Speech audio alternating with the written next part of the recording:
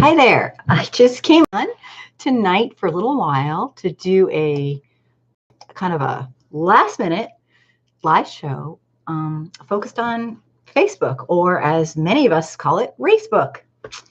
The reason we call it that is because it's really racist and they're really not doing a heck of a lot about it. So I wanted to just get my comments going. If you're watching, please say hi. And I will get this straight and we'll get started.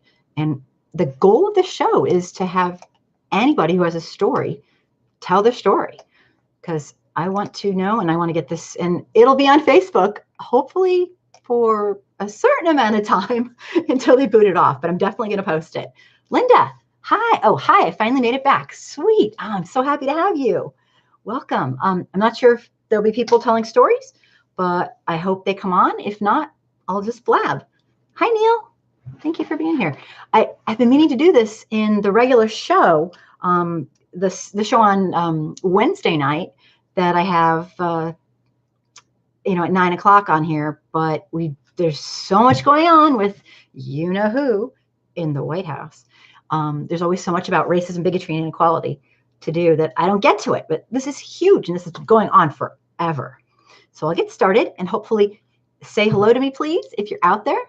And Lakeisha, hello. I want to hear your stories.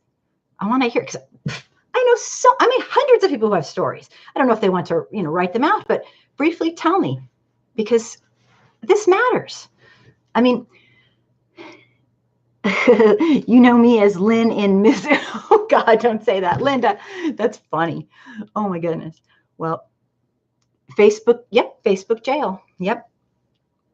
Exactly. That's what we're going to talk about. So I'll do a very brief rant. And while I'm doing it, if you have a story to tell, jump right in and tell it, because I'll read it. And if you can, get it on there in a row if you're able to.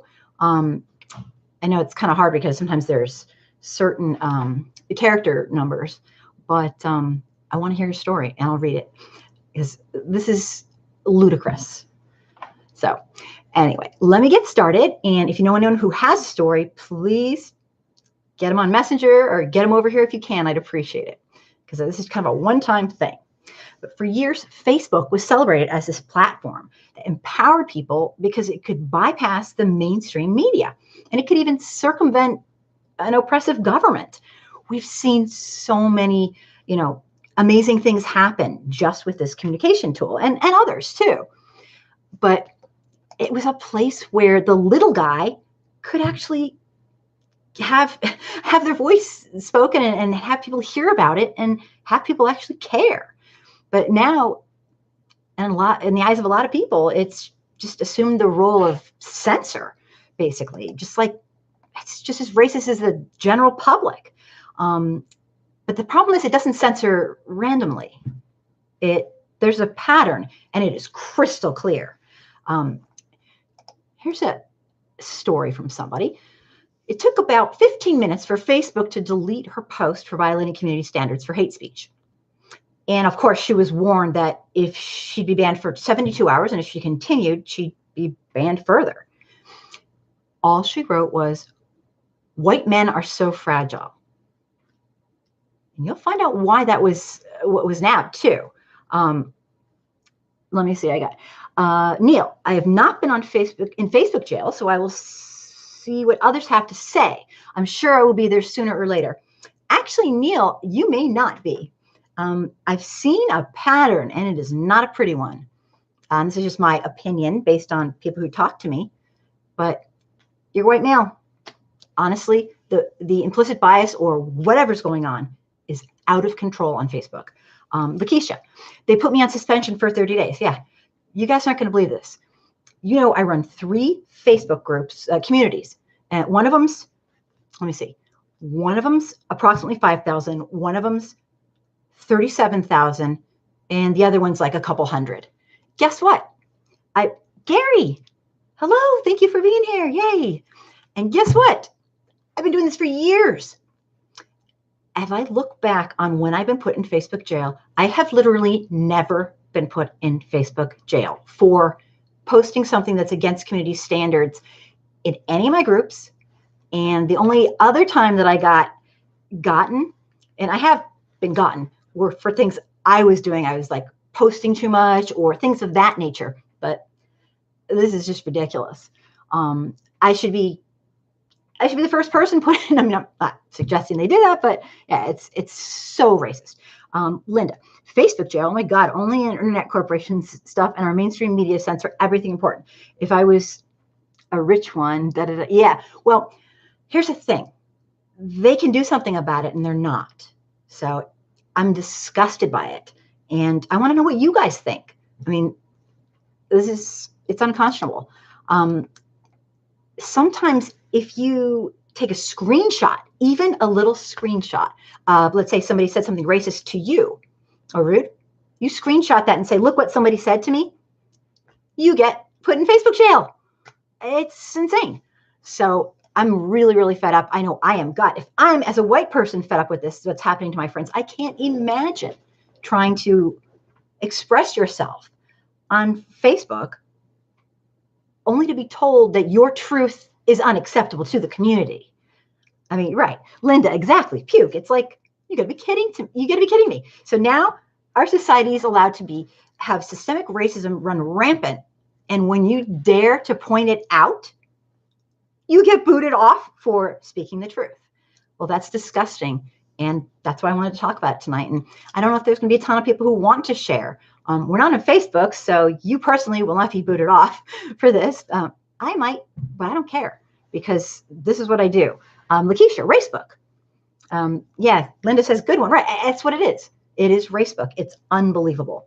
And it's disgusting. And no offense to the owner, we all know, but for the love of God, he's married to a woman of color, and you'd think that he'd be a little receptive to this. And I believe he's in a historically marginalized religion. You know, so, I mean, it's just, don't even get me started. So she wrote that white men are fragile. It's unbelievable. So that breaks community standards. But here's the thing. In reality, Facebook seems to arbitrarily decide that talking about racism is racist. Talking about it. I mean, that kind of says it all. Yeah, Mark Zuckerberg. Yeah, not wanting to mention names, but yep. I mean, I'm really not thrilled. You'd think he, of all people, I mean, an educated white man would jump. Stevie, hi, thanks for being here. Yay, I'm really glad to have you. You'd think he, of all people, would be jumping on this. He should get this stuff, but apparently not so much.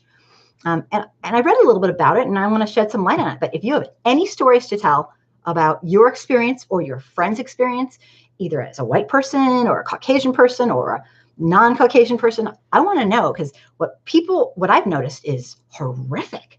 It's really bad. So, I mean, talking about racism is now considered racist, which breaks their community standards, apparently. You're welcome. Gary, wealthy. Great to have you, Gary. Wealthy white man makes more conservative. Yeah, it's unbelievable. He banned all hate speech and hate groups on Facebook. Yeah, I mean, it's kind of interesting. I know they're trying to crack down. Another reason, great point, is because it's been shown through research. It's not exactly, shocking that the same way some people try to use the Muslim faith to get people who want to basically, let me see, you just got nabbed for something, Linda, to indoctrinate them into hatred. White supremacists use social media the same damn way. And so they should be getting rid of hate groups. Definitely. I mean, I'm not for, zero free speech, but this is out of control in our country. It is out of control. And they want to have their own little hate speech thing or whatever. But when they start interfering in other people's lives, that's amazing. So I'm no expert, but it's just very wrong. So basically, we're breaking the standards by talking about racism, which is just friggin' unbelievable. But not only Okay, a lot of activists think that not only are the voices of marginalized groups disproportionately stifled on Facebook, but that Facebook rarely, I don't get involved in that too much, rarely takes action on repeated reports of racial slurs, violent threats, and harassment campaigns that actually target Black users. And that was triple checked through some good sources. So we've got a real problem that is not being addressed. Erasing hate. Thomas, yay, thank you for being here. This is just going to be a short show. If you have anything to say about any experience you personally or any friend has had, jump right in and tell us, because I have had so many friends get booted off for things that I do every day. It's unbelievable. I was just going to say, as a white woman, I found that I'm able to post things that my Black friends can't, and they're thrown out for, and that is disgusting. I actually have people ask me to post things, which I try to do. And the only time I ever got thrown out was for Facebook. And it really was something that I didn't do wrong, because I've done a few things wrong. Actually, I did break their standards, and it's having nothing to do with racism. But the only thing was one of my very close friends asked me to post something. I posted it, realized it was kind of doxing, and I took it off, and it was too late. They got me.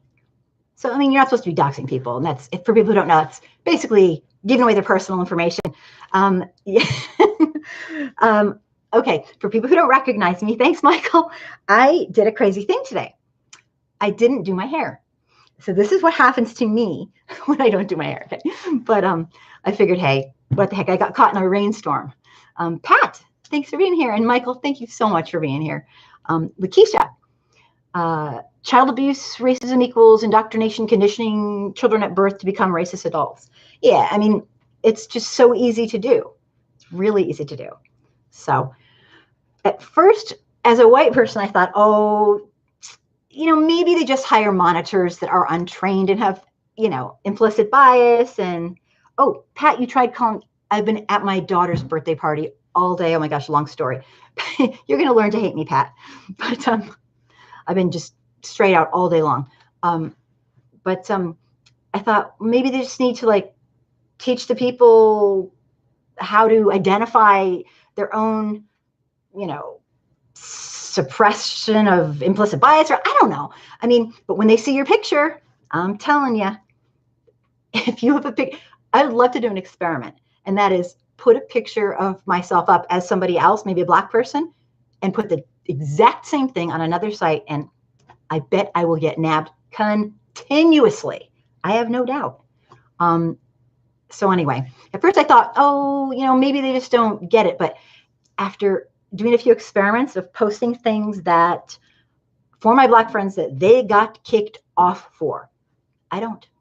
And I mean, it's sampling of one, albeit, but over and over again, I've never been booted off for saying something racist, in the sense that they're saying I'm racist because I'm fighting racism. It's just ridiculous. Erasing hate. Facebook is giving a half-hearted show to get rid of certain groups by referring people to life after hate. But this is only a fraction of what needs to happen. Are they really referring people there? That is awesome. I had no idea. Thank you so much, Thomas. I didn't know that. That's great. But as we'll discuss tonight, half-hearted is a perfect example of what exactly. Wow, I am blown away and thrilled that they're doing that. And we're going to have, actually, Thomas is going to come on pretty soon and talk about life after hate, and it's going to be awesome. He's going to come on one of the Sunday shows. So I just wanted to tell you that I think it's much more than that. It's much more than a few people having implicit bias. After reading a lot about it, it's all starting to make sense now. And I think I have a reason, and I want to hear what you have to say, and also any experiences you've had. Linda, realizing that I had been trained as a racist bigot was really an eye-opener. Working hard to eradicate this type of stuff in my own small town, the insanity. I'm so glad that my mind has been opened. Linda, absolutely, I get it. I mean, I thought I knew. I was the most arrogant, I went to, oh my gosh, I learned about this stuff when I was 12 years old. For white people, if you really want to get this, it's a lifelong venture. I have learned every single solitary day, and I'm not 12 years old anymore, obviously. So, I mean, I worked in Compton during the LA riots. Still didn't get everything. I did communities. Oh my gosh, it is a lifelong venture. We'll never know what it's like. And there's so much to it. And the whitewash history, don't even get me started. Gary, but great. Thank you, Linda, for expressing yourself. That's awesome. Gary, my friend Mary gets in trouble for posts on racism. I share the exact post with impunity, and white friends share it with no jail. Yep. Thank you for that. That happens to me all the time. It's unbelievable. Yeah, Linda, I am thrilled every day that I'm learning more and more, because for me, the truth, I have to have the truth. I want to live a truthful life. I don't want to live lies. And apparently a lot of people do. So it's not just that they've hired, a ways back, they hired 3,000 more monitors, which is lovely, but a lot of them clearly do not understand the implicit bias in their body when we'll just keep going. Let's put it that way. Let me see.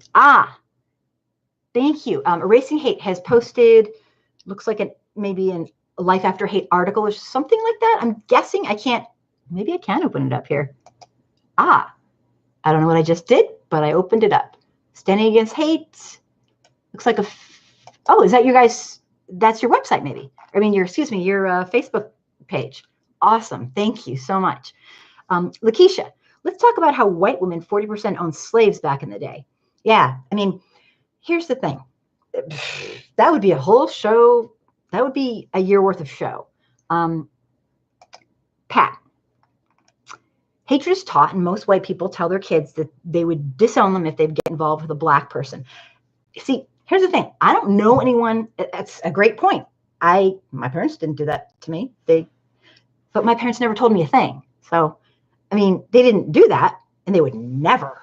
But they also didn't teach me. So it's a really tough. Unless you live in a very multicultural setting and you take it upon yourself to learn, you're gonna have some major implicit bias. I mean, as I always say, when I was a little kid, I was 3. I'd sneak downstairs, and lo and behold, my parents would be watching the 11 o'clock news. Well, I didn't know it was the 11 o'clock news, but all they had were black people lined up in cuffs with little lines over their eyes. Well, I'm 3. I don't know what I'm looking at, but you do that a few times and you start getting implicit bias. I guess those are the bad guys. And there's tons of ways to get implicit bias. It's not a tough thing, but it is a very, as Linda was saying, and I absolutely agree, white folks need to take responsibility and pull themselves out of this. But I want to focus a little bit right now on Erasing Hate on Facebook. Erasing Hate, Facebook newsroom articles for banning white nationalist groups. Awesome. Thank you so much. Let me see. Linda, great point about the parent trap. Lack of education on things was just as debilitating. Yeah, it's the stuff they don't say, and you figure it out yourself, like you figure out any pattern in your life. It's a pattern. You don't even realize it's a pattern. Like if I go by a neighborhood that's considered like a rough neighborhood, that's what they'd call it when I was little. Well, if I see a lot of black people or a lot of people of color or non-Caucasians, I'm 4, 3. My parents don't say one word. They don't say, oh, that's because of redlining and systemic racism and all the cruel things, that our government did. The inability for black people and African-American people and indigenous people and other people of color to accumulate wealth, very purposefully done by our government. I'm not going to figure that out like a little kid. In fact, I didn't get to figure that out until I was an old lady. So, the whole thing is it's lack of education and a ton of stuff. But I think Facebook's dropped the ball. So today's live show is for people to tell about their experience being sent to Facebook jail, and all because they are black, brown, indigenous, or a non-Caucasian person, and they decide to speak the truth. or a white person who posts everything that their friends who are Black, brown, indigenous, and African American do, and they never get booted. That's me. And I do it every day, and it makes me sick. Yeah, Lakeisha, riding the coattails of our oppression. There are so many things white America needs to do to step up to the plate to support real equity and equality for our past history. But unfortunately, we don't even know our past history. Literally, we do not know our past history, most of us. And if you don't know where you've been, then you have no idea where we are now in modern times. Why do we have this systemic racism permeating every organization on multiple levels? It's in the air, like President Obama said. It's in the air. Columbus Day, Lakeisha. Yeah, I mean, we could just go on and on. So today I'm looking for people who want to tell their stories, and a couple of people wrote me their story, and I'm not sure where I put it exactly. I think I can get it back possibly. Nice job, me. I wanted people to, write it out on here, but it's kind of hard to do. So people have to think twice before they do their posting on Facebook. And there's a lot of sneaky ways around it. Sometimes they limit how widely their posts go. Sometimes to try to not get flagged, they'll use digital slang, which I see all the time. WYPIPO, like white people, but it's white people, like that, so that their automatic flaggers don't see white people, because you'll hear in a few minutes about how they don't quite understand the power base behind racism in their definition, and how they boot people off, and how they stop the voices of people who are talking simply about the truth. People use emojis, hashtags to elude the Facebook computer algorithms and the content monitors, who truly are very unsophisticated. And I'm sorry. The point is, you shouldn't have to be careful about posting the truth, and you shouldn't have to be all concerned about upsetting the white majority. The white majority in America, we're the oppressors. We don't get to also say, shut the hell up, you can't talk about the truth. It's just ridiculous. Lakeisha, I'm suspended on Facebook until June 29th. Wow. Can you discuss what your crime? Let me guess. Speaking the truth, actually being real. I don't know. It's when I've seen stuff that's gone on, and it's disgusting. I'm sorry. It's censorship, plain and simple. The truth is being stifled, and I believe Facebook's become an oppressive, social community to the very people that it originally empowered, which is the people who don't have a voice. So if you have a story to tell, jump in and I will read it, because I have heard hundreds of stories. And my friends, they write me when they get booted, and it's always it's unbelievable. And again, especially for a man who runs a company that is supposed to be an educated guy, socially aware. He is a wife of color and a child of color now. I mean, there's no excuse. It's been a half-assed job of kind of paying lip service, but not actually doing something about it. And I will tell you why in just a bit. So if you have a story to tell, jump right in. Lakeisha, yes, on my group, we share stuff that calls out injustices of Black people, erasing hate. It doesn't help that Fortran community is attempting to make the hashtag symbol a symbol of white supremacy. Oh my God, are they really? Unbelievable. This is not just a Facebook problem, and it's not starting on Facebook. It's bleeding all over the Facebook platform. Thomas is saying that, yeah, we just scooch down to make sure I mean, I know this is, and also the fake news thing, it's not new to us. Hundreds of years ago, people are deceptive, but it's sure gone a little nuts here. So you'd think people could just boycott Facebook. Like, oh, you don't like it? Don't use the product. Kitchen politics. 1, 2, 3. Thanks for being here. He says, hi, everybody. Sorry I'm late. You're just on time. No worries. Thanks for being here, Kitchen Politics. Talking about Facebook, Facebook jail, and people of color and Black people and African-American people getting booted for the same damn thing that a white person would do. Just speaking the truth about real history and real systemic racism in America. And it's disgusting. And my biggest point that I've been blabbing away about is that of all the people in the world that should be completely, have cultural competency, has the power over all these people in his organization to teach them cultural competence, to point out their own implicit bias and actually take a look at themselves and, think, learn, analyze, and grow. But no, he's not doing it. He's giving it lip service, and it's unbelievable. So the problem with boycotting Facebook is that it's really hard to afford to leave the single largest and most powerful social media platform, that shares information and creates community. You leave and they're like, meh, what do we care? I mean, it's huge. So simply leaving isn't really, in a small amount is really not going to make a dent. This thing's huge. But on the other hand, monitoring is complicated. But right now, I don't think it's happening. Actually, I know it's not happening in a very significant way when I can post something that my Black friend posts and they get booted and I don't. And all of this is the truth. It's like, Jesus. Kitchen Politics, the story of my life. This is, I know Kitchen Politics, because every time you get booted, it's unbelievable. The story of my life. This is suspended my page as Russian trolls and Trump Republicans reported me.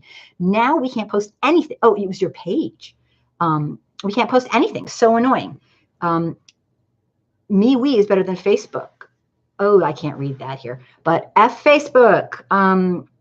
Yeah. Dwayne, hello. Yeah, Kitchen Politics. I understand. I mean, you get booted off for blinking wrong. I mean, it's unbelievable. Dwayne, Kimberly, I've been banned 7 times. Many of it is due to my calling out Trump supporters. Black and other people of color get the same treatment Kamala Harris on stage got by having a voice silenced. Wow. If you have any stories you want to tell, I will read them right here. This is what oh, that was MeWe. MeWe. Oh, what is MeWe? Oh, Linda, MeWe. Are you talking about in China? I don't know. China has one that's called something really similar to that. And I was going to laugh because if you're talking about China, that's pretty ironic, I guess you could say. Erasing hate, because it's China. But I'm not sure if that's what I'm probably wrong. Erasing hate. Facebook also is linked, so many apps make leaving makes life a lot harder until all sign-in information has been changed to an email sign-in. Yeah, it's all connected. Hi, Dwayne. Thank you so much for being here. I want to hear your stories because I get them continuously. It's enraging. I'm almost numbed to it, but I'm not. I'm numb to I'm just angry that Facebook. I'll blab on and on. Let me keep going. Something Kitchen Politics mentioned. Yeah. Kitchen Politics was mentioning MeWe or something like that. Is that what you're talking about? Lakeisha, when Facebook puts you on Facebook jail, you can't share posts, like, or comment, send messenger. Yes. Okay. Clearly there are different, thanks for explaining that. There are different levels. I always get the one where I'm fine with Messenger. I can post in my groups, but not other groups. And, oh, Kitchen Politics, I'm not sure if that's China or not. I know they have one that sounds just like it just because I work for a Chinese company. So I know, obviously I don't know much since I couldn't remember the name, but my students, my kids are always, talking about, oh, is it that? I'm like, no. So I thought we didn't have it and we probably don't. Just ignore me.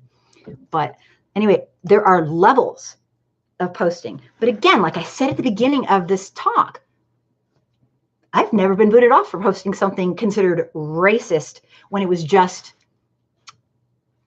facts about our real history or the truth about white supremacy. I've never been booted off. And you guys, if you know me, you know how much I post. Not once. I've been booted off for a ton of other stuff, but never for what all my friends who are Black and African American and brown get. It's unbelievably obvious. It's not even a close call. So, I mean, it's just crazy. But so the monitoring part is complicated too. Most people don't take the time to fact check and double and triple check for biases or lies in what they post. And nowadays, the truth is that facts, opinions, and outright lies are used to manipulate an ignorant public who wants a quick fix, and they want to know what's happening in our nation and world, and they do not want to work for it. And since the fairness doctrine has been gone for so long, we've created things like Fox News, as many of you know. And then we have our, ignorant president who's the he's the poster child for white supremacy. He is the de facto modern leader of white supremacy, not just for America, but for our whole world. He encourages it. He knows all the gaslighting, and he knows all the, oh my gosh, the dog whistles, and he knows everything. He's a professional con person, a liar, and don't get me started on him. But he's encouraged and instigated the hate in America, which has led to a very, very divided country. Now, I'm not saying our country wasn't always divided, but he has emboldened them. And we all know that. The statistics aren't even a close call. People are dying because of his rotten, racist mouth. He can't keep it to himself. And I'm not disillusioned to think that we can get racists to all switch over to being, but although I have seen incredible progress, but I mean, overt racists like him, no way. But as a person in power, if you're an overt racist, keep it to yourself. And that is what I love about Facebook. And they're taking that away when they censor the truth.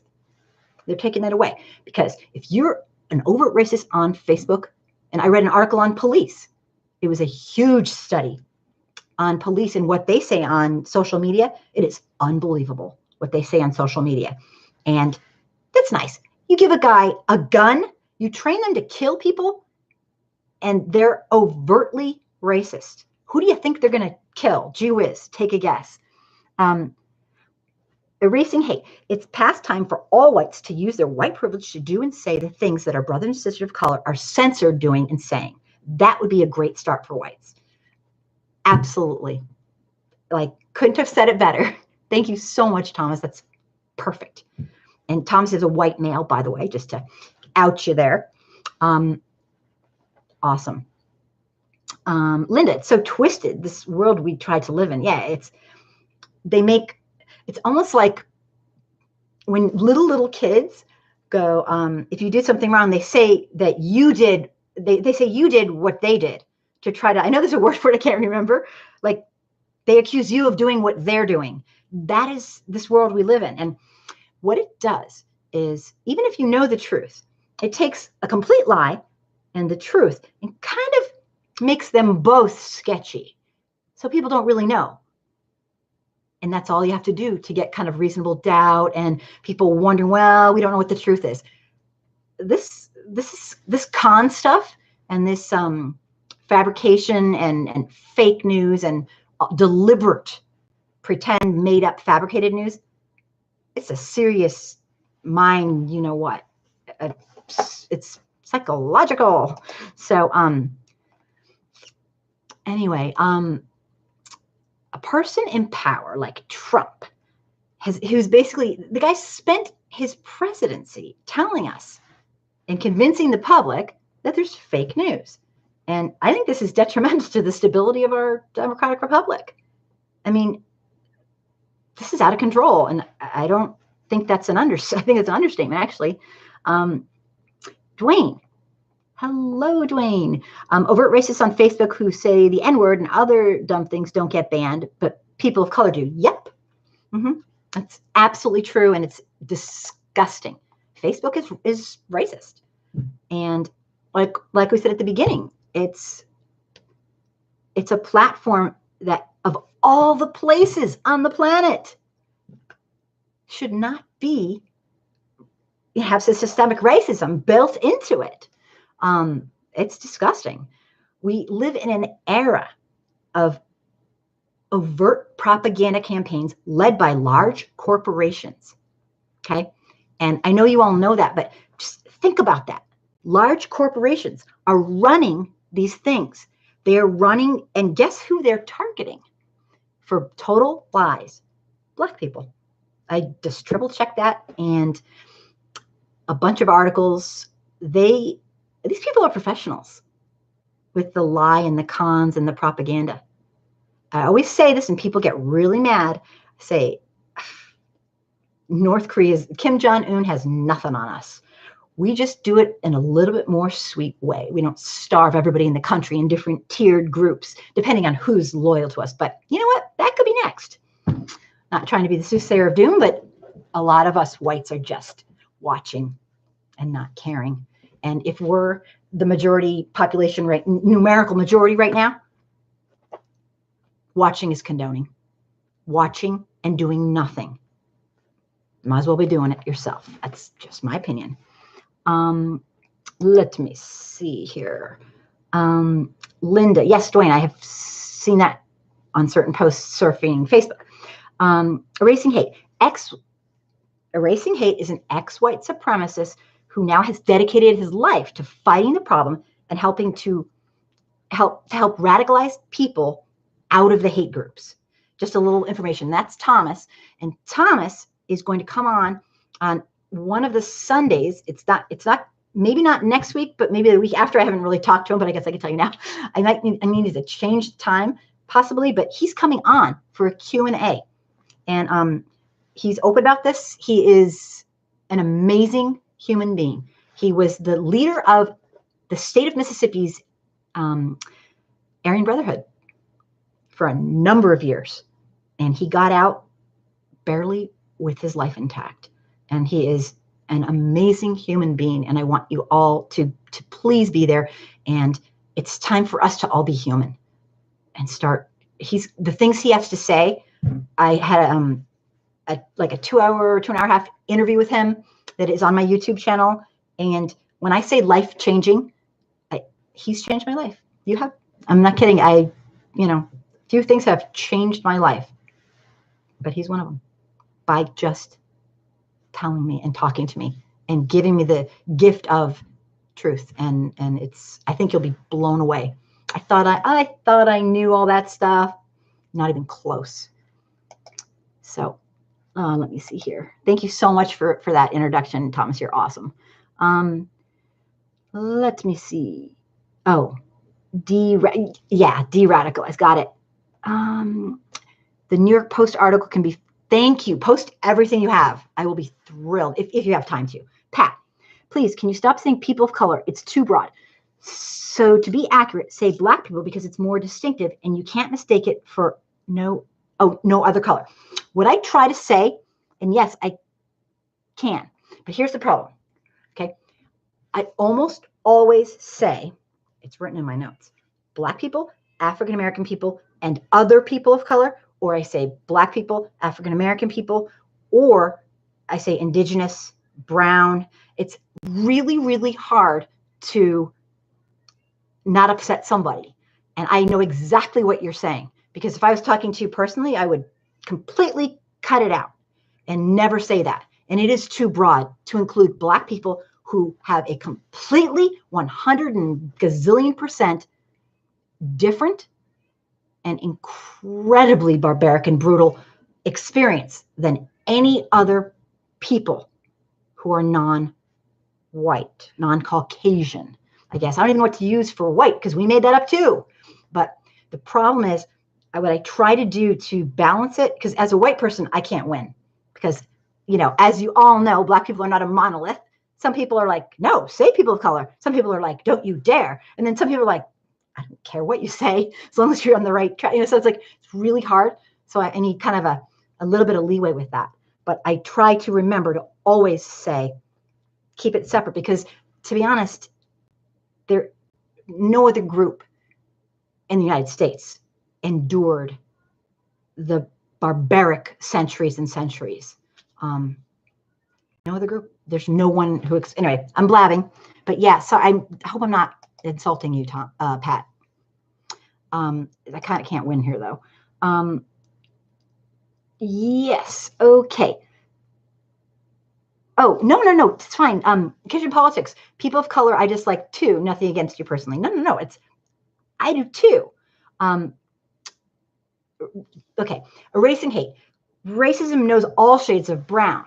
And it's not just Black people. See, here's the thing. And I don't want to get this sidetracked, but that's a very important point you brought up, Pat, that it's like, it's just really, really hard. I can only speak for me, but I don't want to hurt.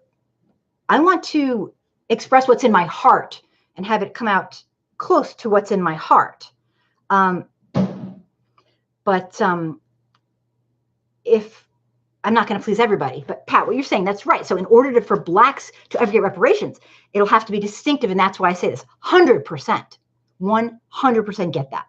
In my kind of, white, very, very white privileged opinion, it's imperative that when reparations are talked about, it is for Black people whose ancestors and who are currently being treated and marginalized. And obviously, before it's the people who are Black people who are getting reparations who never got it.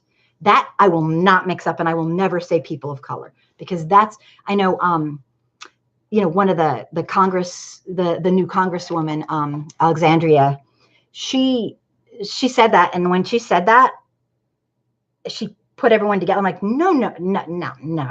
I mean, that was like, wow. She actually made an announcement like, oh yeah, well, Black people get reparations. We should add in. No, that's just, it's not even my place to talk about reparations. But Pat, I absolutely 100% understand what you're saying. And when I do talk about reparations, it is for the ancestors of people, humans who were forced and enslaved.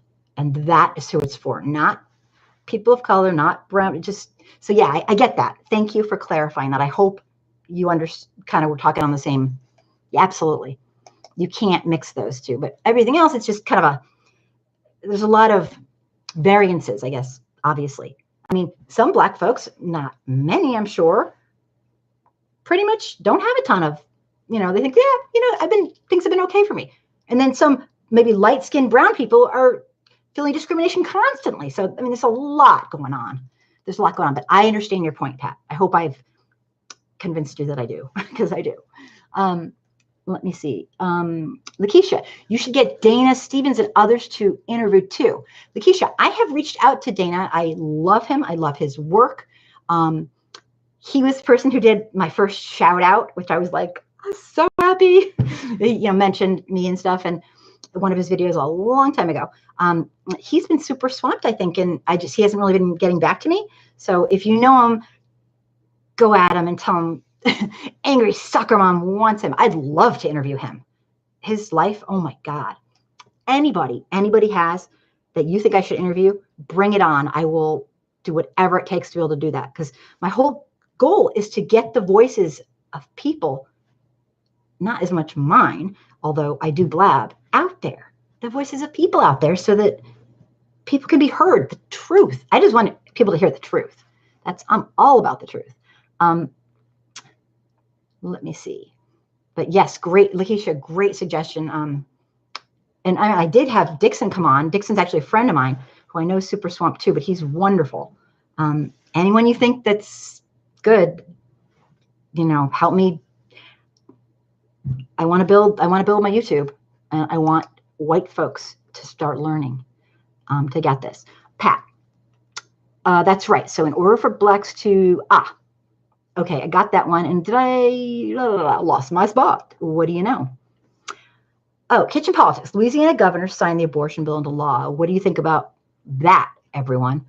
And you know what? Kitchen politics, that is something we can definitely talk about on Wednesday, because it's getting ugly. The Sunday show tonight is basically about Facebook. I want to hear about your experiences and what's been going on. Anything you can tell me. I'm going to put it on, obviously we're on YouTube, but I'm going to put it on Facebook for people to see, because a lot of people aren't aware of this. And you think, how? Well, they're not just like people in the regular population. They're on Facebook for fun. They aren't really on there to kind of educate and talk about real issues, which is perfectly fine. But if one comes their way, it probably wouldn't kill them to learn. So I'm going to try to get this out there. If you have stories, Linda, you do not blab. You're thank you. I do though. I always like talk. Thank you so much. Lakeisha, the United States will have to plead guilty, tell the Supreme Court the truth for us to get reparations.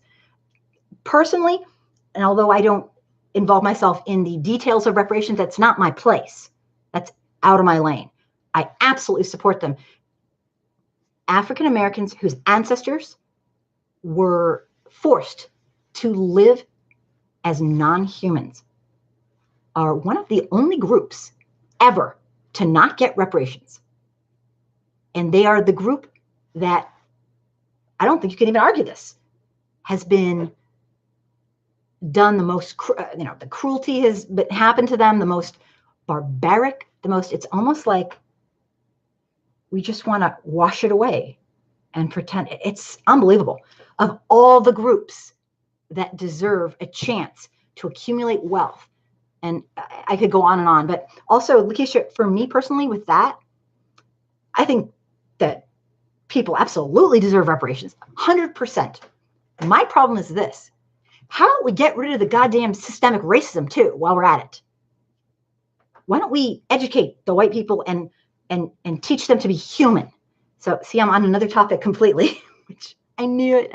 But yeah, I mean, reparations are great, but my God, people need education. Let me see if I skipped anybody. Oh, goodness, I did. Kitchen politics. Speaking about racism, did you all hear about Louisiana servers spitting into black? Yes, I heard about that. Spitting into black people's food because they don't tip. Even called them baboons. Big thing this past week. Yeah, I saw that. That's the thing I love about social communities and social online social media, is people who look into things and really do their research need to be outed, because it's not going to change people's inherent racist beliefs. If you love being racist, I guess you're going to be racist, but keep it to your goddamn self. That's all I have to say. Do not bring it into public, or your work's going to hear about it. And I used to think when I was younger, oh, that's so cruel, telling on somebody. No, what's cruel is that Black people in America and African American people in America and other people of color have to sit there and pretend that we have liberty and justice for all in this country when we don't even have anything close to it. That's what's disgusting. People need to be outed. And my only strong suggestion is that when you out somebody, please make sure that they really did what they did. Because I have a lot of experience, sadly, in this area. If you out somebody and you're wrong, you wreck it for everybody. You ruin their life, but you also really kind of diminish the real people who are really doing bad things, because, they get somebody wrong, then there's a little reasonable doubt for them. Okay. So, and I know I'm preaching to the choir here. You guys are amazing. I think I know pretty much everybody watching right now, and you could teach this, but I'm just saying there will be people watching this who are new, in reruns. I guess you could call it reruns. So let me see. See what I mean by blabbing? I just kind of went off there. Let me see here.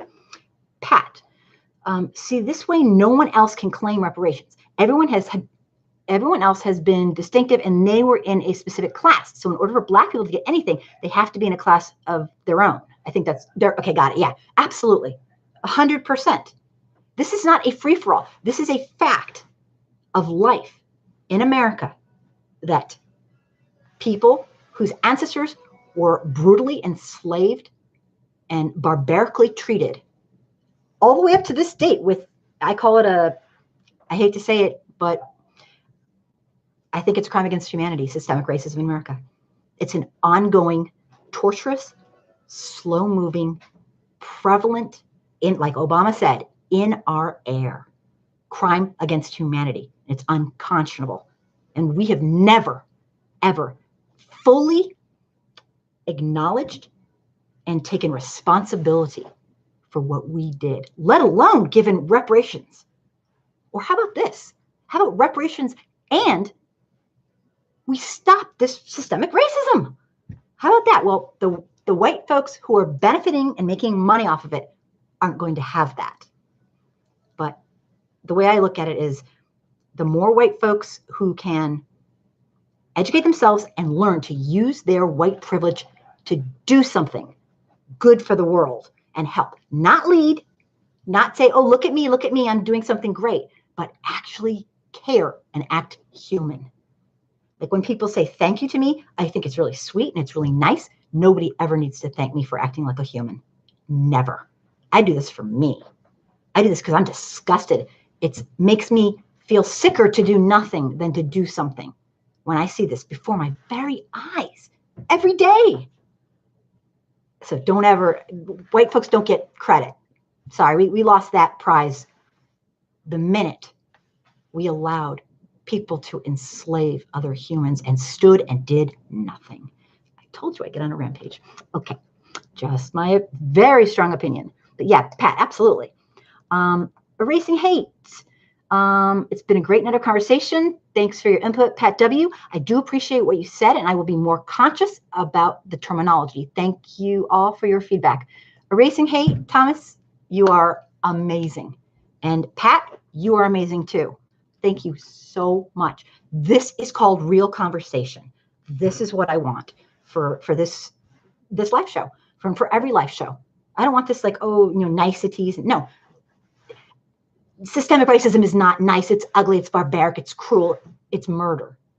And it's destruction of people's lives. So being nice is one thing, but being brutally honest is what we need. We don't have to be rotten about it, but you guys are fantastic. And I'm assuming you're going to sleep because it's kind of late. But Thomas, I love that you're here. And again, I might have to rearrange the time for Thomas's, I didn't really get to tell him, but I'm telling him now. But he is coming on, and I'm so excited because Thomas is amazing and dynamic, and he's going to have a Q&A. He's going to field questions, and what an incredible man. Sorry, I'm probably embarrassing you, but it's true. And I do not just say that about anybody. So good night if you're going to sleep. Kitchen Politics. The post that is pinned on Kitchen Politics 123 Facebook page speaks about Trump's inappropriate behavior towards Kremlin Barbie Ivanka. The responses are funny, but some are very racist. Have fun reading it. Yeah, he runs Kitchen Politics 123, and it's a great site. It's very, very open, and yes, say what you say. It's interesting. The culture is very open, and I think if you want to check that out, that'd be fantastic. I know you're having a lot of problems because you're being, targeted because you speak the truth. So let's get back on track here with, much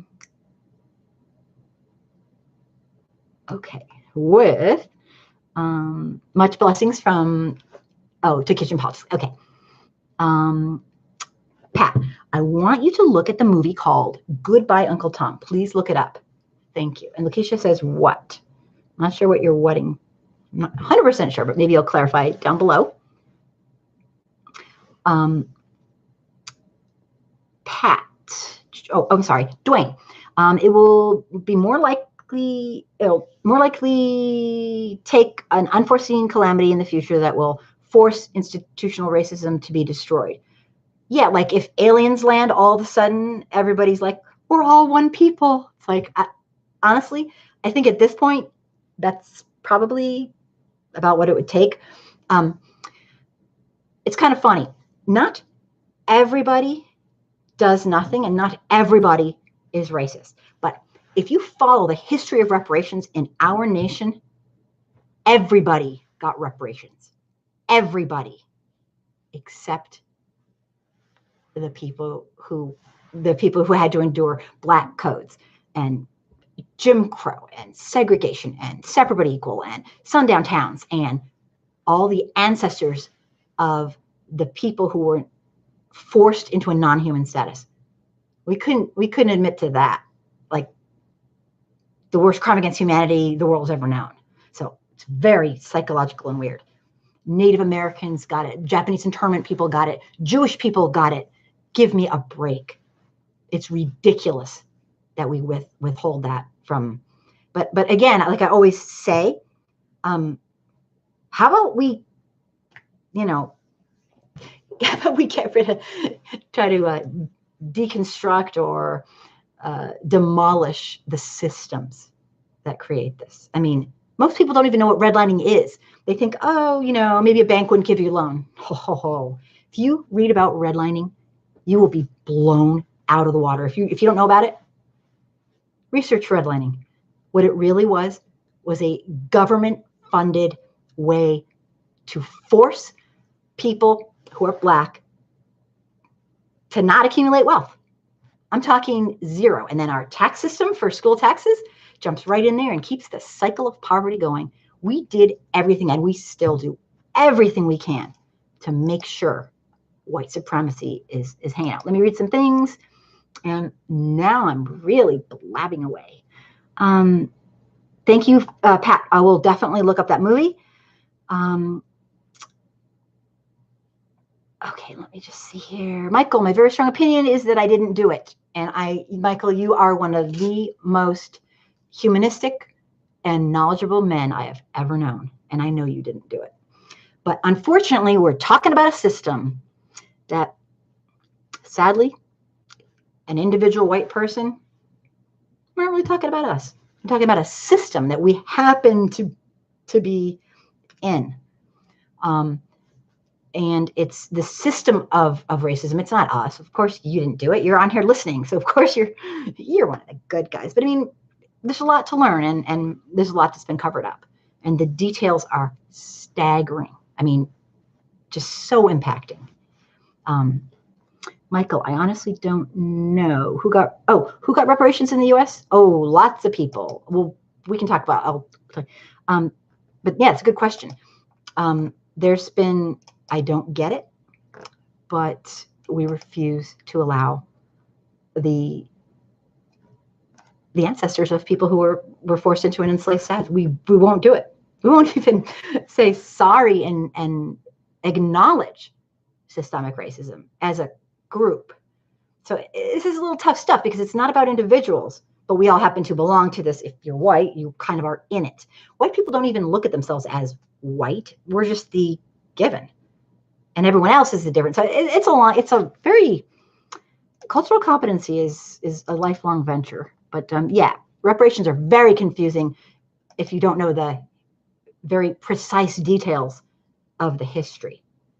The history is so cruel and just kind of like now, like the opposite. It's the history of reparations for Black people whose ancestors were tormented and tortured reminds me of Trump's people he gets to lead his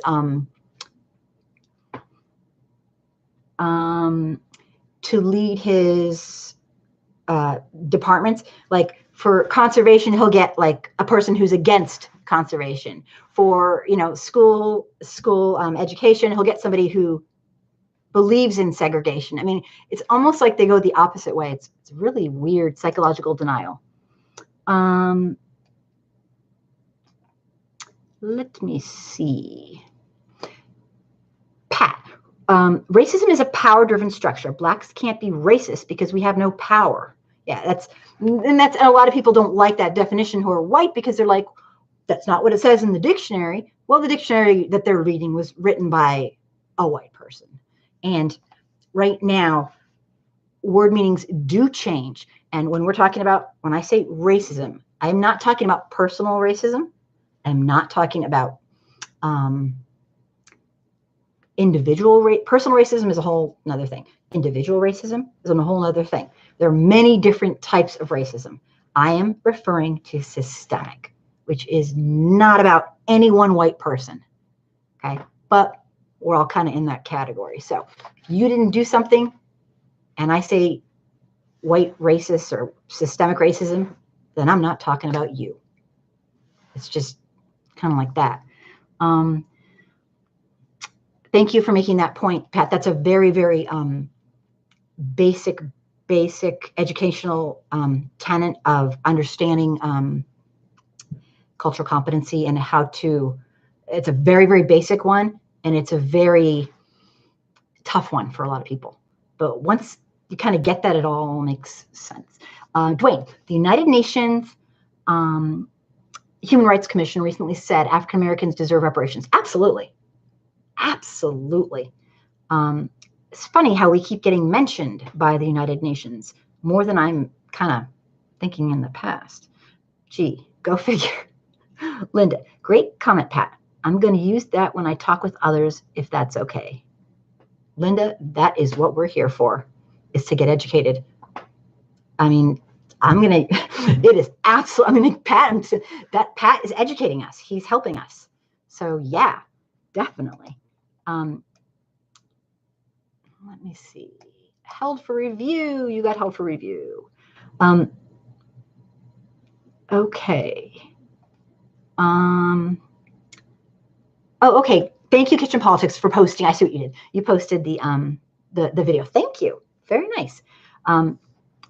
Pat wants to know use what? Oh, she wants to use the stuff that you're explaining and educating and the wording that you're using to try to, when she, see, what white folks, what I encourage the white folks to do, and Linda's absolutely spot on, is to educate other white people, because Black people and African American people and Indigenous people and other people who are brown and non-Caucasian do not have a responsibility to educate the people who, you know, whose ancestors have oppressed them. I mean, they're using their emotional energy to deal with this. They certainly do not need to also be responsible for teaching us how to be humans and how to, you see, we have systemic racism. Be a human, do something to help, to stop it. Just being a human, it's not. So, I mean, they don't have to. So that's what she tries to teach other people like I do. And so she wants to kind of use some of the stuff you're saying. Okay, so let me follow. So that means that today's Italians should pay the French for the Roman Empire enslaving the Gauls. No, not what I'm saying. Not even remotely what I'm saying. I'm not talking about that outside a country. Well, we can get into it. I'm not talking about outside of our country. I'm talking about reparations for what we did. And we give reparations for the Japanese when we interned them and took all their stuff. We gave reparations to Native people, probably did a lot of other bad things as well, but it's not perfect. We gave reparations to Jewish people.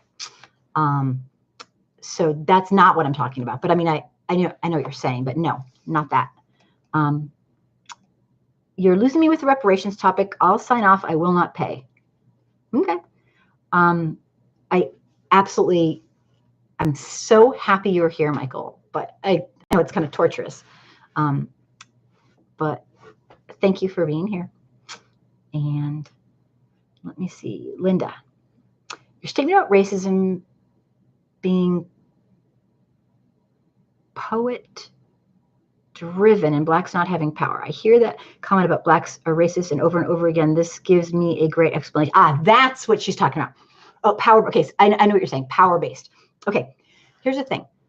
The definition that we go by is in the dictionary is a vague, very whitewashed definition. And things have changed over the decades and decades. And the definition of systemic racism has a power base to it. And so that's what and he says, yes, that is fine. Thank you so much. I kind of knew that. Pat, sorry, I mispronounced your stuff, Linda. Yes, I know exactly what you're saying. Power-based, and it's really good to be able to find something that kind of clicks with you when you explain. Michael, if it is not you, it's not you that will pay. It's the government who will pay. Absolutely. Just like they take all our money and put it into things we don't need and not into things we do need. And people don't even get it. And I know Michael does because he's super, super bright, like brilliant guy. But helping systemic racism helps everybody. White folks just, I know he gets it, but white folks don't get it. The ones that believe that supporting white supremacy is doing themselves a favor somehow. It's a joke. They don't get it. They just don't get it. Thank you for that, Pat. Neil, Pat, I agree with you. I agree with Linda. You made a great comment that racism is a power-driven structure. Yep, very good. And Pat says that is fine. And yes, that is right, Neil. And Pat, thank you so much for being here. This is what we need, is people like you. This is what I need. Let me see. Pat. Blacks have no power structure basis, so blacks cannot be racist by definition. The most they can do is be prejudiced. And they can be mean. Like in one of my videos, I said they can be mean, they can be nasty, you can hate them, but they're not racist. Okay? That is reserved for the people in power. And there is a difference. They can be bigoted, they can hate whites. They can even say they hate all whites. It's not racist. Them hating all whites isn't going to make it so you don't get a job.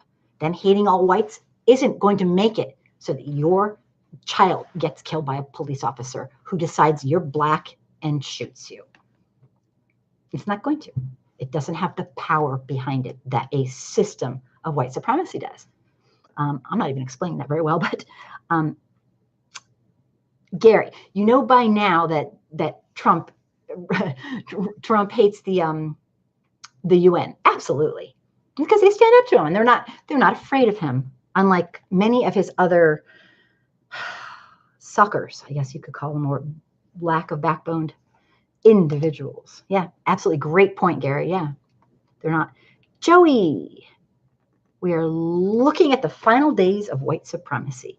Thank you for being here, Joey. And that I really hope is a possibility. And I'm only going to guess you're referring to the idea that our nation is 2040, 2045, we will be numerically, the numerical majority will be tan, not white people.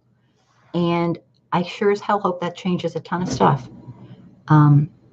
Because I think that's definitely surrounding the big push for abortions. Like I said in the last time I came on live, trying to get, like Jane Elliott said, this whole big abortion thing where white women and women can be raped and not be allowed to have an abortion. 60% of people who get abortions are white women. They can stop them. They're going to hold off with this. And I hope I'm not wrong, Joey. I could be wrong, completely wrong what you're referencing, but white supremacists are trying to stop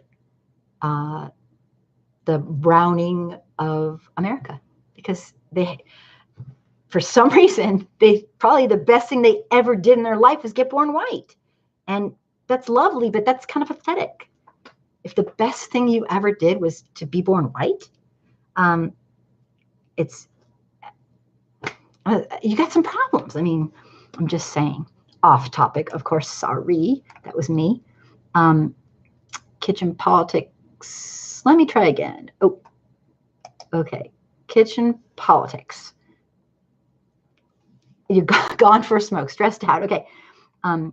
Joey, that would be cool, but I just want people to get along and for whites to stop turning other races on us. Absolutely.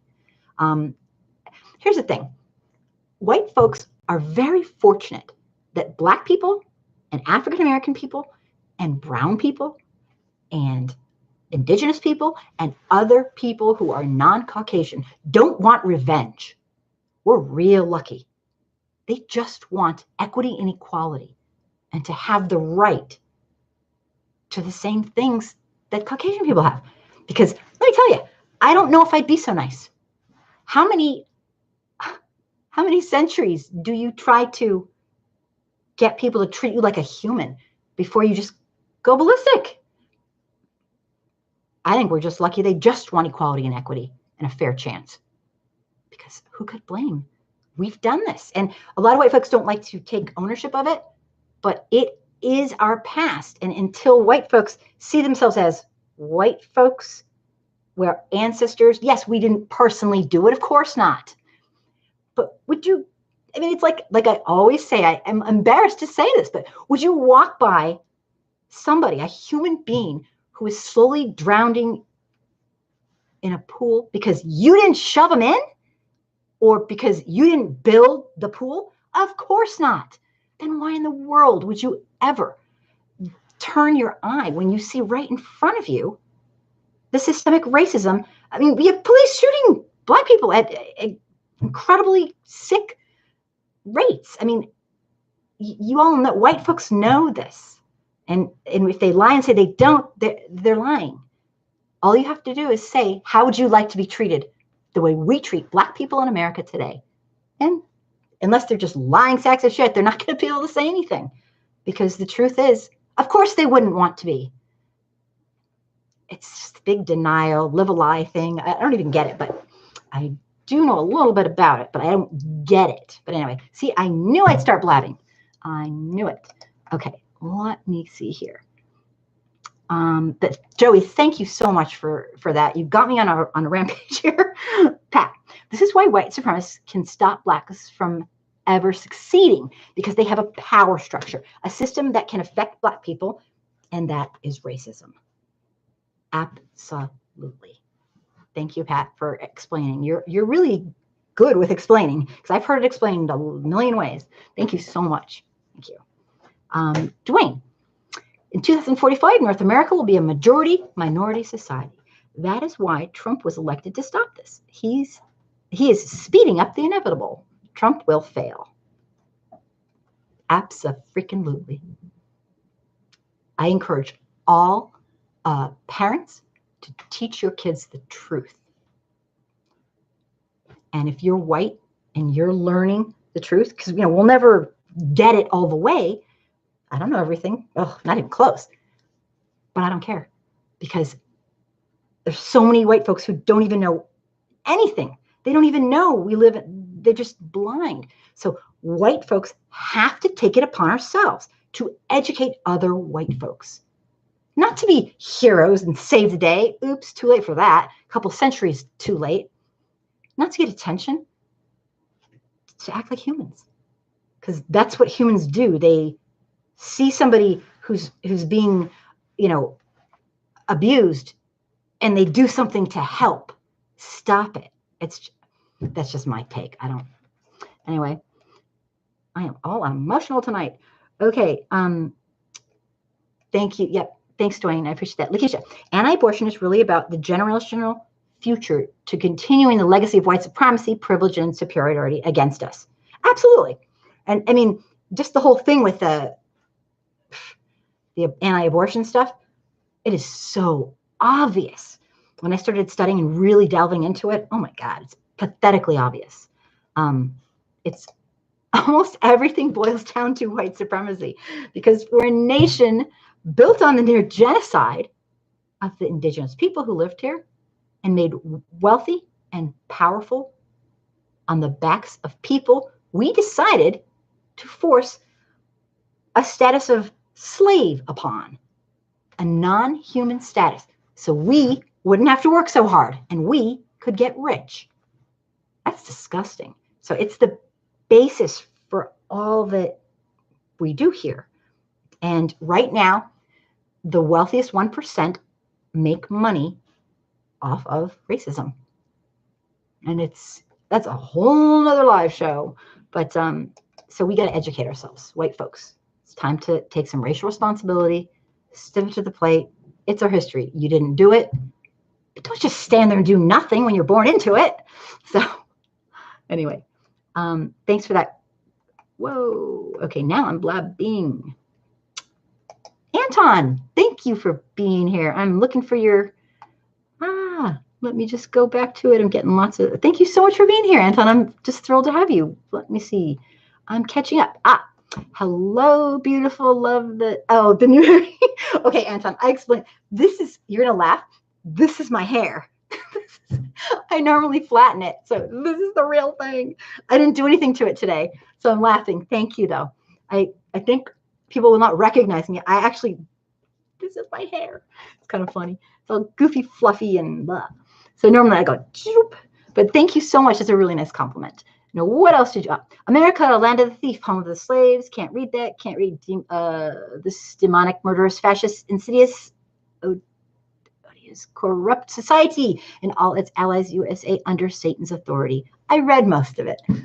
Thank you. That's his trademark slogan, and it's true. Pat, an equal playing field is what blacks want, and no white of today didn't do it, but they are reaping. No white of today didn't do it, but they are reaping the benefits of this. Right.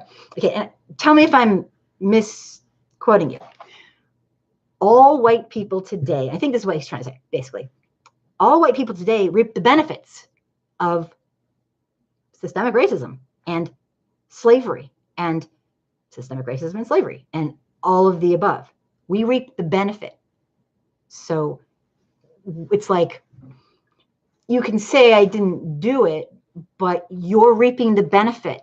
So it's like the mobster who gives his daughter a beautiful diamond ring and says, well, I didn't steal the money to get it. How do you think that ring was bought? You know, I mean, maybe that's a bad example, but it's like, thank you, Pat. Exactly. Linda, yes, Pat, it took a while to understand that. Right.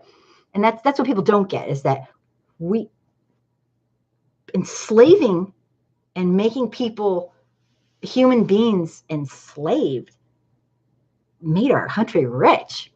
It's like free labor. I mean, in the sickest, most demeaning of sorts. So yeah, it's just a horrible thing. Let me see here. I am missing people. Dwayne, this North American society is lucky so far. In many societies like Basque in Spain or the Palestinians in the Middle East, they have used violence. Blacks have not gone that route. Like I was saying, and this isn't my original thought by any means, but we are damn lucky that Black people in America just want equality and equity and a fair chance and not revenge. How many centuries do you wait and you work hard to just get human rights? My God. Thank you, Dwayne. That's an awesome point. Jamie, hello. Okay, Jamie, you have stories. I know you do.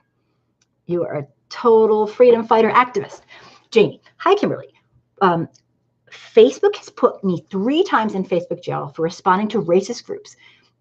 I have sent messages to Facebook and they block me, and they don't block these racist videos. Yep, exactly what we're talking about tonight. Yep, they don't. It's just unbelievable. Thank you. And if you ever have any specific stories to tell, bring it on. I will read it. Neil, Pat, I don't know if there ever will be an equal playing field, and it breaks my heart, as this goes back so far and will continue on in the future because of the elite. Neil, sadly, I get what you're saying. My bottom line is, when people in historically marginalized and abused groups and people with a desire to have knowledge and to support real equality, when we all get together, there'll be no stopping equality. And that's why I'm always pushing education. Once you get all this, you're like, oh my God, we're living a lie. And when people I'm talking every community that has been abused, not just like the worst of the worst, but everyone, we get together and start living as if your life, kind of like Martin Luther King Jr. said, something to the effect of, until everyone's free, no one's free. And Martin Niemöller was a German pastor, and I always bring him up because he's the one he was a pastor during Nazi Germany, and he ended up feeling a lot of guilt because the academics and people who kind of had a little bit of clout kept quiet, while slowly things. You know exactly what I'm talking about because we're doing it right now in our country. White folks keeping quiet because, you know, it doesn't really impact them any. And what happened was he ended up being Hitler's, like in Hitler's private little prison. He was a Protestant a pastor in Germany. And he is the one who, you might have heard of the poem, like it's not really a poem. It's something he used to say to as a professor to his students. First, they came for the trade unionists. I wasn't a trade unionist. So, you know, he didn't care. Next, they came for, and he'd name all the groups. And then they finally came for me, and there was no one to speak out for me. And he had a lot of guilt about watching it happen. And sometimes I think we just can't learn from history. I just, honestly, it's unbelievable. I mean, this is a famous saying. I learned this when I was a little kid. I scrolled up and now I'm in trouble. Kitchen politics.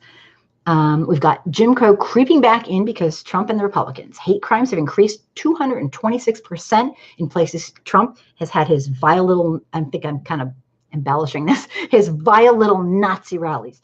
And they've been emboldening because of these SOBs. Yeah, absolutely. Kitchen politics, I couldn't have said it better. In fact, I didn't say it better. You did. Yeah. I thought he was taking us back like 50 years. No, 50 years will be lucky. And unfortunately, I blame, see how I'm getting really off task. We're supposed to be talking about, Facebook, but sorry. Vaughn, thank you so much for being here. I took so long to say something. You might be gone by now, but thank you so much. Jump right in. And if you have anything to say, I'm thrilled to have you, Vaughn. Anything to say about Facebook and its absolutely racist policies? That's what we're talking about. I'm going to try to pull us back to that, even though we have lots of comments. Yay, Vaughn. Show kitchen politics. Okay, kitchen politics. Women want the same thing as what we black people want. Unite and burn this shit down until equality is had for all. Yeah, I mean, there does come a certain point in which a marginalized group has nothing left to lose, okay, and just does what it takes. I don't know if we're there. I don't know. I think the government and the elite who are in charge of our nation throw us a bone basically once in a while just to, you know, make sure we realize, like, there's a chance if we keep working hard that we too might be able to make it someday in America. And it's a lie. The elite 1% run us. And it's the people, the white folks who believe and fall into the lies that Trump is telling us, that they're destroying it for everybody. Trump's just a symptom. He's, you know, everyone likes to hate on Trump. I mean, it's easy to do. He's really a cruel, horrific person. The truth is, these people were there all along. They were just looking for a leader. Just looking for a leader. And they found one. They found out that he was racist, like the real thing. Nothing else mattered. Nothing. It's white supremacy is the basis of our country. It's never been dealt with, and it's the way it goes. It's so scary. Let me see. Joey, I've thought of revenge at times. Absolutely. I think it's, how could you not? It's not fair. It's cruel. It's pervasive. It's everywhere you go. It's absolutely. I wouldn't blame you. Black people have Black people have every right to fight back. The problem is how many more lives will be lost. Yeah, right now it's a tough one. It's a tough one because I don't have an answer for that, nor is it my place as a white person to tell Black people do this, do that. That's not my place. I don't know how to solve systemic racism better than the people living it, but I do see it going on, and that's why my role is to educate white folks, because that is something I can actually do. But I don't know the solutions. I can't say, oh, go right, go do this. This nation has been is very vested in its racism. And I don't think these people are going down without something. The minute they pulled out of the troops out of the South, all hell broke loose. The Compromise of 1877, where they had military making sure that equality, some form of equality was afforded. It probably wasn't very perfect, but it was sure as heck better than it was. And they pulled out, and black codes into effect a new face of slavery. A new face of slavery. So we got some serious issues. But I want to, while we're talking, I want to invite everybody here to come to the Wednesday live show where we will talk about everything, any topic you want, any topic that has to do with racism, bigotry. Did I say any? Racism, bigotry, and inequality in America. Tonight's topic is about Facebook and RACEBOok, as it's called. Let us keep taking. I mean, everything's very convoluted, so it's hard to talk about just one specific thing. We have so much going on. Okay. I'm just backing up here. Okay. Great point, Neil. Who knows? This has to stop. Linda, yep, Neil, violence just breeds violence and more destruction. Education, educating, opening eyes, spreading the word is the only way. Yeah. No educated white person would blame anybody for, and it's sort of weird because, not to digress, but like the mass shooters are white people. I just don't get it. Pat, that's right, Kim. Of course, I'll read yours. It says that's right, Kim. The privileges whites have is because of the benefits of the work slaves did. This is not an equal playing field for blacks, and they were suppressed and oppressed. There weren't. Yeah, absolutely. And I don't think that a lot of people get that. We get the benefit of the doubt even today. And black people, because of the propaganda and the lies, they get called lazy. And it's a self-fulfilling prophecy, because people think that if people believe these things, they don't hire them. So then they can't get a job. And then it's like then they look and appear that they're not working. It's just, this nation's really fucked up. I'm sorry. I'm not supposed to swear, I guess, but sometimes you just got to. Yep, exactly. Yeah, allow the benefits the whites got. Vaughn, I'm still here, and Facebook is a weird place on what's right and what's wrong, especially politics. Yeah. And again, I know exactly what you're saying, Vaughn. I don't think it's politics. And I'm not putting you down. I totally get what you're saying. See, politics for me is here. Acting like a human is here. Humanism's here. Politics is a whole nother level. And I think people get really confused. Like, for example, with Trump, I don't care what his politics are. I really don't. I don't care. First of all, I don't think he has politics. I think he just goes with whatever, the Tea Party or his base wants. Because usually he says one thing and then realizes, oh, rats, I got to figure out what my base wants, then comes back and, he's a freaking moron. But I don't care what his politics are. He's inhumane. He ran a campaign to take away and further damage the human rights of my fellow humans. He's out. I don't care if he's going to save the freaking world or whatever. His politics suck because he sucks. And that's kind of my order of operations. So I don't know how everyone votes, but I don't care what their politics are. If they're an inhumane person, they're not getting my vote. Not that our vote really is counting for much, but hey, I'm blabbing, blah, blah, blah, blah. I always don't know when to be quiet. Okay. But Vaughn, absolutely. It's a crazy place. Kitchen politics. Black transgender women are being murdered in the streets. Now that the Trump administration wants to turn everyone away from the shelters and healthcare. Seriously, what the fuck's going on in America, people? I know. Kitchen politics, you and I spend way too much time reading about these horrific things. And it seems like a lot of people just get normalized with it, but I can't. I don't want to, but every time I hear something, I'm like, it's enraging. Great point.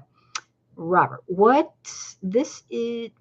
What's this? It is the beginning of race war prophecy coming to pass as it is written. Yeah, Robert, I don't know. I don't know what a race war would look like. I don't think it would look like the Civil War. I mean, it's definitely part of race war. Just think about what's going on social media and how divided our country is, and how the president makes the truth and lies be kind of on an equal basis when a lie is a lie. It's unbelievable. And I'm very, very scared for our country, and I think we're going down like the Roman Empire. Let me try to get a couple things read, and then we'll get back on track to talk about Facebook, known as RACEBOok, a lot of times. Lakeisha, Black people will soon be going to war. I hope not. I don't know how this is gonna. I don't know how to stop them. I wish I did. Kitchen politics. Oops, I backed up. Oh wow, I missed a lot. Sorry about that. Okay. Pat. Look, in 1844, the governments were given any white person who had a significant amount of slaves thousands and thousands of acres of land just because they had slaves. No, they gave the people who enslaved human beings reparations. Oops, wrong person. Yeah, it's unconscionable. Kitchen politics. I don't want a race war. War solves nothing. But one day, the bow will break and the shit will break loose. And what happens then? The new face of slavery is the prison industrial complex. Absolutely. Absolutely. For profit. Because that's what we do in America. Anton, I've been in Facebook jail. Thank you. At least 8 times. I just go on to keep in touch with my kids, but it's all to keep track of us. Yeah. Facebook has done has done some bad stuff. They have, like we were talking about before, we're kind of getting off track, but thank you for bringing us back on track. It has been basically given, not really give the old college try. I can't even say that. They got Zuckerberg. He's an educated man. He has a wife who is non-Caucasian. He has a child who's not.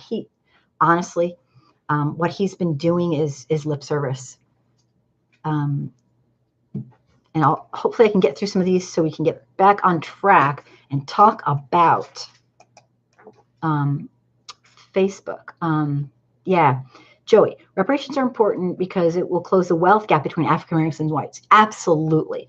I'm all for closing the wealth gap, but I'm also all for supporting what Black people want, and that's to end systemic racism so that this can go into the past kind of, and not, it'll never go into the past, like forget about it, but if Black people are on at least an equal playing field, it will help promote equity and equality, and absolutely reparations, but also end systemic racism in this country. And that's a whole nother, great points.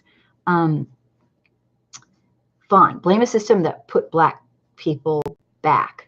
Yeah, I mean, that's what it is. Sorry, I can't type. No, I get it. The destruction of Black Wall Street. Oh, huge. Every time, and I'll bring that up really fast. Every time, for people who don't know what Black Wall Street was, it's just one of the many places that was incredibly successful once Black people had some form of equality so that they could do their own thing. And it became successful. Money was kept in the community. And guess what white people did? They burned it down and bombed it and killed everybody. That's a whole nother live show. Because guess what? They were jealous because they weren't going to let Black people become wealthy, become the rich and, wealthy. Black Wall Street. But there's tons of other examples. It's a very famous one. Good point. Thanks, Vaughn. It's a very, just incredibly sad thing, which I talk about in a lot of my videos, actually. Joey, Orange Man is not winning 2020. he's, don't even get me started. Okay. Oh, I'm skipping stuff. Goodness gracious. Kitchen politics. Woman who called Michelle Obama an ape sentenced to prison for embezzling. Yeah, I saw that too. We're going to talk about that on Wednesday. I'm going to just try to hit only the camera is okay. I can't read that. You got nabbed. Neil, I don't understand Mark Zuckerberg and the racist thing on Facebook. He leans so much further to the Democratic side than the Republican side. Maybe someone can help me understand this. Well, I have a few things to add. I'll try to. Ridley, welcome. God forbid if the orange man wins in 2020, what would that say about today's America? Ridley wary. Oh my God, that's funny. In my privileged white opinion, if he wins 2020, we're done. He's going to be king. I don't know. I think we're going down like the. I really, really think we're done. Great question. It's terrifying. I don't think we have any more chances. I think this is it. Linda, maybe we need to start a new political party. The old two parties need to both be taken down. I see poison in both of them. Absolutely. Yeah, we have fake liberals and people who aren't fake and who are perfectly okay with being white supremacists. So I mean, at this point, none are. What can I say? Great point. Kitchen politics. Facebook has a problem with Black people. It says there's a good article on that. Yeah. And Linda, you were reading my mind. I just want someone to understand what I said. Yeah, I think good luck with that, Linda. Right. People are too ignorant and stupid in America. Pat, money circulating Black Wall Street 39 to 2,000 times before it left the community. They were able to let some of the whites borrow money. Yeah. What happened was, and I'll explain exactly, and just briefly, when you keep, I call it Black money, when you keep Black-owned businesses' money, that is how you accumulate wealth. And the white folks weren't going to have that because they could keep it in the community. It's kind of a self-contained community with amazing services and very, very upscale things. Very upscale. If you research, Black Wall Street, it was rich, wealthy, and they weren't going to have that. And of course, the whole thing was set off by white fragility, and some white lady supposedly was, bothered by somebody's stare. Something ridiculous that never got into court, never was true. It was just another excuse for white people to be barbaric. I'm going to jump back to kind of the topic. So the posts that we're seeing now are obviously they can be photoshopped into lies. They're created purposely to deceive the public. The truth can be drowned out by messages that get attention for the sake of gaining views, but are completely false. And it boils down to making money. Once again, that's what we do. Making money off social media and not speaking the truth. So people just rarely take the time on Facebook to research and read accurately and try to present unbiased truths. Academic or research posts are few and far between because the effort to comprehend them is time consuming. So it's a really tough thing. People who are determined to educate or express their own reality on Facebook have to avoid being flagged. So they use this digital slang. They use, instead of saying white people, they use WY, white people, they spell it wrong so that they don't get flagged, emojis, hashtags, just to get away from the algorithms. Some people have two backup, they have a backup page, a home page, and another fake alias page or whatever, have a backup account so that they don't lose everything. Facebook will destroy everything you had on your face. It's, is there anyone who had a backup account going on here? I do. It's not a good one. I haven't worked on it enough to make it kind of legit, but I have one because Facebook's taken me away from my I run a bunch of communities. They like block me from my own freaking communities. Some people develop a system where they will alert their friends. They alert their friends and followers when a fellow activist has been sent to Facebook jail by sharing a certain news, or they get suspended or whatever, so that people know what not to put. Again, as a white person, I post continuously about the truth, about systemic racism and white supremacy. I have never once been kicked off by Facebook for doing that. I've been kicked off for other things, but it all kind of, I can't talk about it. It's so upsetting. I've never been kicked off, and my voice has never been stifled.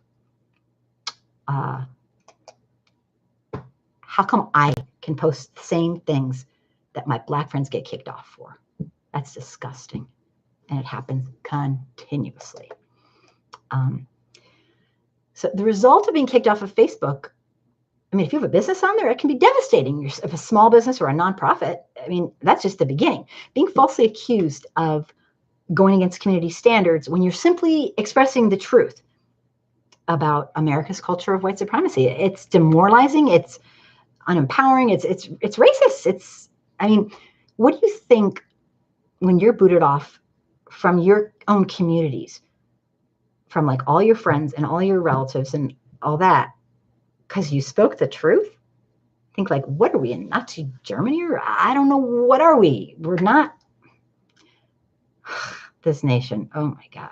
The repercussions of this kind of thing are really serious because it cuts you off from your friends. And I've heard people go like, I didn't even get to do their birthday on, I mean, no, it might sound like kind of trivial, but it's not if that's how you communicate.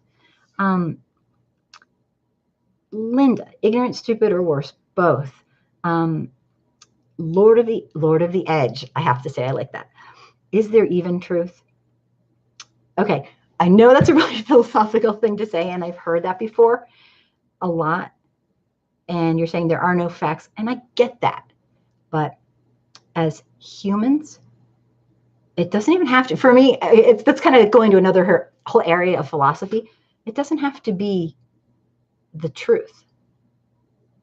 My take is act like a fucking human. Okay? Humans don't watch abuse happening to other humans and sit and do nothing. That's not acting human. We're supposed to be like this. We get to think and we get to reason and all that, whereas other animals might work on instinct. We actually get to think things out. We don't have to live a fear-based existence. Acting human is kind of minimal for me, and so we can philosophize about that. That's definitely a good question. So one of the most frustrating things is the appeal process that they have on Facebook. It's kind of non-existent. Basically, you get locked out of your account, and you can get partially locked out, or you get cut off from certain parts of it. But you don't even get to talk to a human to say, excuse me, you got to be kidding me. You basically get a thing, do you think this is unfair? Yes, and then they do nothing. I mean, it's an automated message, unless I'm missing something. I get the automated message. So, okay, I'll be honest. They've never actually told me what I did wrong on any time I've been kicked off, not once. I always kind of went back and figured it out, but it's not good. I just get the strange feeling Facebook could be doing better. A while back, one of the Black Lives Matter organizers had this post removed, and it was because it was hate speech. It said, "Dear white people," and this is educating, but they got kicked off. "Dear white people, it's not my job to educate you or to donate my emotional labor to make sure you're informed. If you take advantage of that time and labor, you will definitely get the elbow when I see you." Okay, it's a joke, right? She got booted off for, let me see what it is. I can't remember. A long time. So let me take a couple more. Lord of the Edge. What if you died tomorrow and you woke up in hell and realized you were being punished for picking the wrong ideology, and the right ideology is Satanism and being a racist? That's a great question.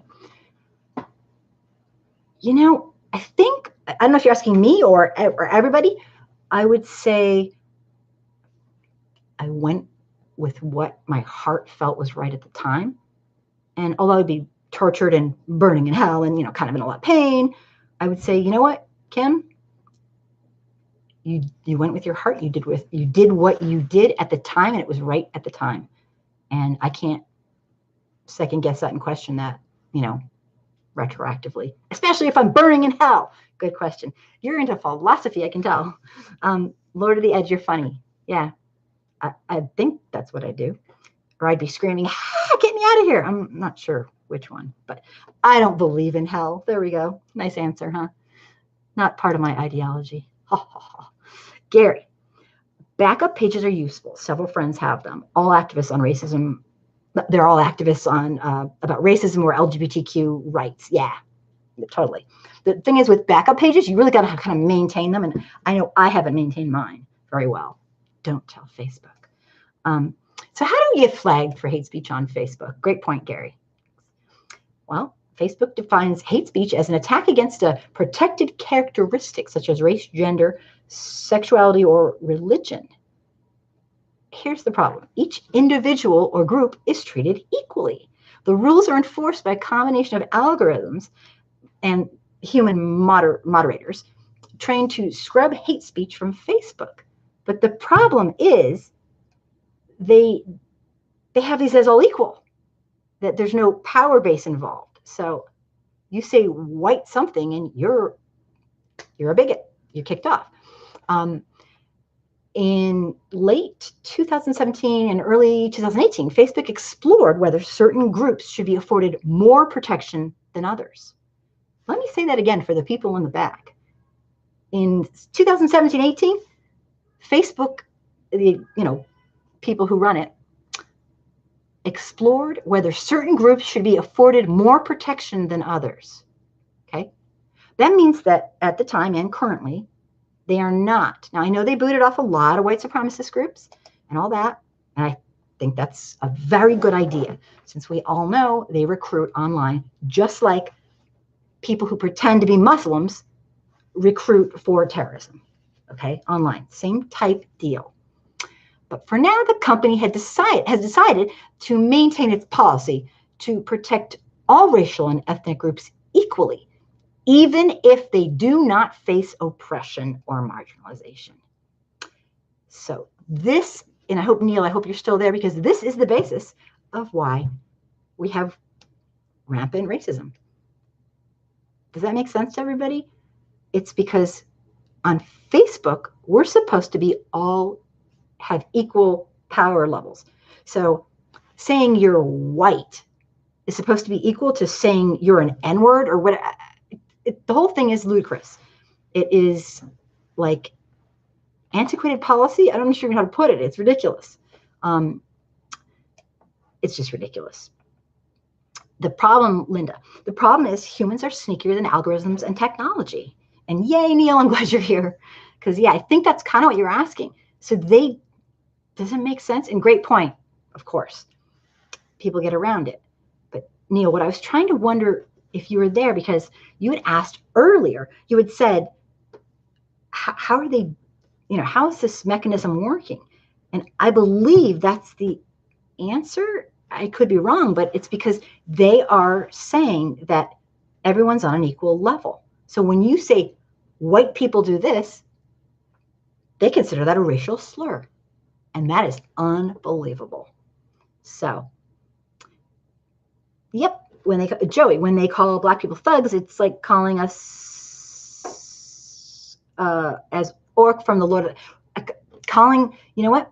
Totally. When white people call black people thugs, that's the new N-word. I don't know if that's what you're saying, but that's what I think. You might be saying that, or I might be just putting words in your mouth. Yeah, it's the words shift and change. These people know what they're doing. They're not stupid. They're racist. Okay, and some people might think that goes hand in hand, but maybe it does. But it does make, okay, good, Neil. I definitely was trying to get to that. So does this kind of make sense? There's no power differential considered. No wonder Facebook is so racist and protective of white supremacy. The bottom line is that black folks have to deal with this bullshit of systemic racism every freaking minute of every day of their lives. And then they have to be careful when they get on Facebook so they don't upset the culture of white supremacy by speaking the truth. My God. I'm sorry, that's just ludicrous. It's just ludicrous. So I want to ask if anybody wants to say anything else about Facebook. I'm disgusted. I have heard story after story of my friends and their friends, and I've posted things numerous times that were perfectly fine, and when a black person posts it, they get booted off. Facebook can do so much better than this, and it's cruel. It's my opinion, Neil says, that Facebook is on its way down. Yeah, I don't know. You'd think, and also, I'm sorry, this is solvable. From the articles that I've read, they just don't want to. You know, they just don't want to. Because, I don't know. We're in lots of trouble, guys. I wanted to ask everybody here if you support what I'm trying to do by educating white people through real talk, authentic, with real people who live this every day, and also modeling a white person talking about racism. Because most white folks in America today don't only not talk about racism, they don't even believe systemic racism exists because we had a black president. They don't get it. They need educating, and that's what white folks can do. So if you believe like I do that it's way past time for white folks in America to step up to the plate and take some racial responsibility, please join me on Wednesday nights at 9 o'clock, and it kind of goes from like 9 to whenever, to discuss the topics of the week surrounding inequality, racism, and bigotry, because that's what I do on this. I want real voices to, and pretty soon, if I ever get, a decent sized audience, I will get phone in. So people can phone in, and instead of my voice, you can actually say what you want, and we can have a conversation. So I hope I get there someday. But until then, we have, I read all your stuff. So thank you so much for being here. And if you haven't subscribed, please do. If you want to support me and look at my other videos, some of them are really, really nice and sweet and teaching and educational and some of them are rants that just speak the truth from my perspective. And they're not nice. They're not meant to be sweet and darling. They're meant to be real. And the rants are tough to take, but they're based on what I see as the truth about our nation. There's no reason to have this kind of crazy, crazy, sick, barbaric, systemic racism. The only reason we have it still is because white people will not step up to the plate and support an end. So good night, everybody. Thank you so much for being here. Please invite friends that you think would like it. It's definitely not for everybody, because if you live this all day long, you certainly don't want to talk about it all night, but invite your friends and I would appreciate it. And Neil, don't forget to tell your friends to subscribe to thanks, Neil. Angry Soccer Mom's YouTube homepage, and tell your friends to do the same and share her posts. Thank you. I harass everybody so much because it's such a passionate thing for me. I just really, really want people to get this. And I appreciate everybody who gave such amazing education and input. I am not all-knowing. I'm not even close to all-knowing. But with an audience of well-read people who get this stuff, we can definitely get a lot of information out here. So I will be posting this, and very likely, once I post this on Facebook, it will abruptly be taken off. I don't know. Maybe not. Maybe I'll be surprised, but I wouldn't be shocked if I get booted out for this. But what can I say? Pat, you are real in all ways, and I love it. And Kitchen Politics. MeWe is a great website. After 7 years of building, it's coming to an... Oh, Kitchen Politics Wednesday is coming to an end. Time to rebuild the brand and have a radio show again. Good night, Kimberly Ann. Chat soon. Good night. Thank you so much, everybody for being here. Answer your phone. Past my bedtime. I work at 6. I know I'm the worst. I'm going to write to you, Pat. Thank you so much, everybody, for being here. I appreciate it more than you will ever know. And personal message me anytime for anything. And I will eventually get back to you. I get kind of bombarded. But kitchen politics, stop that right now. Anyway, thank you guys. I hope I see you on Wednesday. Good night.